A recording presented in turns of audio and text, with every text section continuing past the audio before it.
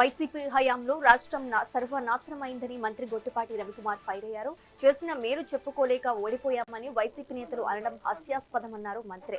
అసలు ప్రజలకు జగన్ చేసిందేమీ లేదని మండిపడ్డారు. అమ్మఒడి పథకంలోనూ లబ్ధిదారులకు కోత పెట్టారని ధ్వజమెత్తారు. 5 ఏళ్ల కాలంలో కులాలు మతాల మధ్య చిచ్చు పెట్టి కాలక్షేపం చేశారే తప్ప అభివృద్ధి శూన్యమని విమర్శించారు.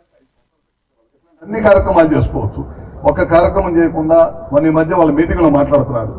మనం చేసిన పని చెప్పుకోలేక ఓడిపోయాం, మనం కనుక చెప్పుకున్నట్టయితే గెలిచామని చెప్పి చెప్తున్నాడు. ఏమీ పని చేయలే ఆయన. పెన్షన్ ఇస్తాడు, 2000 నుంచి 3000 చేస్తాడు. 3000 చేయడానికి 5 సంవత్సరాలు పెట్టింది ఆయనకి. అట్లానే పిల్లలకు చదువుకు 2 డబ్బులు ఇస్తాడు, అవి చేయడానికి ఒకరికి ఇచ్చి ఒకరికి ఎగ్గొట్టేశాడు. ఏం పని చేయలే ఆయన. కాలక్షేపం చేసేసి 5 సంవత్సరాలు కాలక్షేపం చేసి ఇంట్లో కూర్చొని కక్షలు తోటి రాష్ట్ర ప్రజలందరినీ ప్రాంతీయ మాటలతోటి కులాలతోటి మతాలతోటి విభజన చేసి రాష్ట్రాన్ని విచ్ఛిన్నం చేయడం తప్పక ఏ కార్యక్రమం కూడా ఆయన చేయలేదు. ఇంకా చేసింది ఆయన చేసింది చెప్తే ఇంకా అంత దరిద్రంగా పరిపాలన చేసి సర్వనాశనం చేసి వదిలిపెట్టాడు. ఇవాళ మన ప్రభుత్వం అధికారంలోకి వచ్చిన తర్వాత ఆగిపోయిన ప్రాజెక్టులన్నీ కూడా మళ్ళీ రన్ చేస్తున్నాం. ఇవాళ ఎలక్ట్రిసిటీ డిపార్ట్మెంట్ ఇట్లాంటి అన్ని కార్యక్రమాలు చేసుకోవచ్చు, ఒక కార్యక్రమం చేయకుండా మన మధ్య వాళ్ళ మీటింగ్ లో మాట్లాడుతున్నారు.